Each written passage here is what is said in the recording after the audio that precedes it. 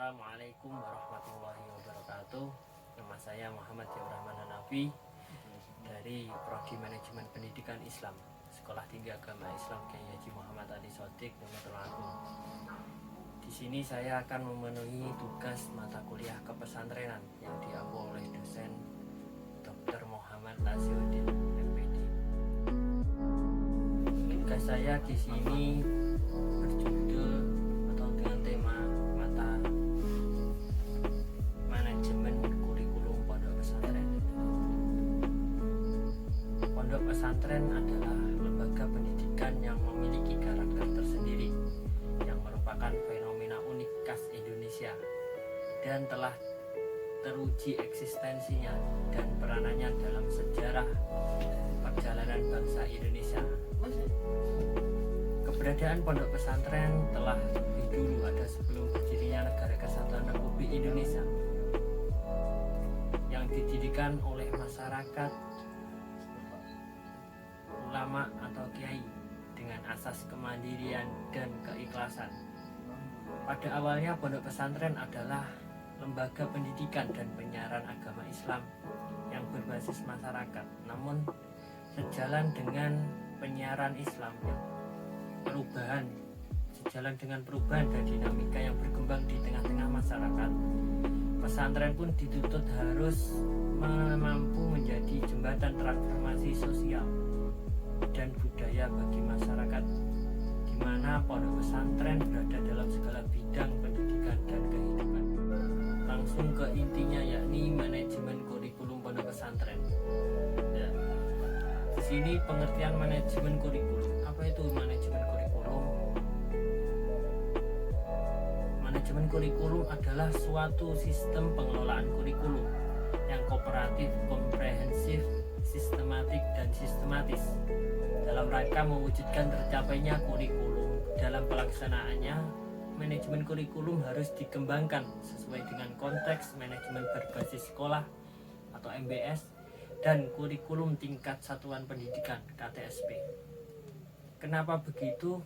Karena otonomi yang diberikan kepada lembaga pendidikan dalam mengelola kurikulum secara mandiri dengan memprioritaskan kebutuhan dan ketercapaiannya sasaran dan visi misi lembaga pendidikan pondok pesantren atau sekolah tidak mengambil kebijakan nasional yang telah ditetapkan. Manajemen kurikulum mencakup kegiatan perencanaan, kegiatan titik beratkan pada usaha-usaha pembinaan situasi belajar di sekolah agar di sekolah ataupun pendidikan pesantren selalu terjamin kelancarannya. Kegiatan manajemen kurikulum diantaranya sebagai berikut. Yang pertama ada perencanaan kurikulum, di mana kesempatan belajar yang dimaksud untuk membina siswa atau peserta didik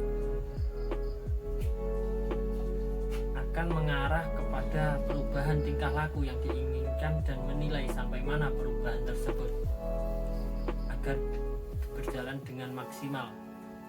Yang kedua ada pelaksanaan kurikulum, di mana kurikulum dan menguji kurikulum. Yang kedua ada pelaksanaan kurikulum. Jadi pembelajaran di kelas merupakan tempat melaksanakan kurikulum dan menguji kurikulum. Dalam kaitan pembelajaran, semua konsep, prinsip, nilai, pengetahuan, metode, alat, dan kemampuan guru diuji dalam bentuk perbuatan, yang mana hal tersebut akan mewujudkan bentuk kurikulum yang nyata. Baik, yang ketiga ada evaluasi kurikulum. Evaluasi kurikulum yang efektif lebih bersifat komprehensif, yang mana di dalamnya meliputi pengukuran. Di samping itu juga evaluasi pada hakikatnya merupakan suatu proses untuk membuat keputusan tentang nilai suatu objek. Keputusan evaluasi tidak hanya didasarkan pada hasil pengukuran saja, dapat pula didasarkan pada hasil pengamatan, baik yang didasarkan pada hasil pengukuran maupun bukan pengukuran, dan pada akhirnya menghasilkan keputusan nilai tentang suatu program atau kurikulum. Kenapa dalam proses pendidikan perlu dilaksanakan manajemen kurikulum? Agar perencanaan, pelaksanaan, dan evaluasi kurikulum itu berjalan lebih efektif, efisien, dan optimal dalam memberdayakan berbagai sumber belajar, pengalaman belajar maupun komponen kurikulum. Baik, yang selanjutnya yakni terdapat 5 prinsip yang harus diperhatikan dalam melaksanakan manajemen kurikulum pondok pesantren. Yang pertama ada produktivitas. Di sini hasil yang akan diperoleh dalam kegiatan kurikulum merupakan aspek yang harus dipertimbangkan. Jadi dalam manajemen kurikulum, pertimbangan bagaimana peserta didik dapat mencapai hasil belajar sesuai dengan tujuan yang harus menjadi sasaran dan manajemen kurikulum dapat berjalan secara maksimal. Yang kedua ada demokratisasi, yakni pelaksanaan manajemen kurikulum harus berdasarkan demokrasi yang menempatkan pengelola, pelaksanaan dan subjek didik pada posisi yang seharusnya dan melaksanakan tugas dengan penuh tanggung jawab untuk mencapai kurikulum. Yang ketiga kooperatif, untuk memperoleh hasil yang diharapkan dalam kegiatan manajemen kurikulum perlu adanya kerjasama yang positif dari berbagai pihak yang terlibat di dalamnya. Yang keempat ada efektivitas dan efisiensi, yang mana rangkaian manajemen kurikulum harus mempertimbangkan efektivitas dan efisiensi untuk mencapai tujuan kurikulum, sehingga kegiatan kurikulum tersebut memberi hasil yang berguna dengan biaya, tenaga, dan waktu yang relatif singkat. Yang kelima ada mengarahkan visi dan misi tujuan yang telah ditetapkan oleh kurikulum manajemen pondok pesantren. Proses manajemen kurikulum harus dapat memperkuat dan mengarahkan visi dan misi tujuan manajemen kurikulum pondok pesantren. Berdasarkan definisi di atas dari penjelasan yang telah saya sampaikan, maka dapat saya simpulkan bahwa manajemen kurikulum adalah suatu kegiatan yang dirancang untuk memudahkan mengelola pendidikan dalam melaksanakan kegiatan belajar mengajar yang diawali dari tahap perencanaan dan diakhiri dengan evaluasi program, yang mana agar kegiatan belajar mengajar dan dapat terarah. Ada beberapa fungsi dari manajemen kurikulum, diantaranya sebagai berikut. Yang nomor 1 ada meningkatkan efisiensi pemanfaatan sumber daya kurikulum. Yang kedua, meningkatkan keadilan dan kesempatan pada siswa untuk mencapai hasil yang maksimal.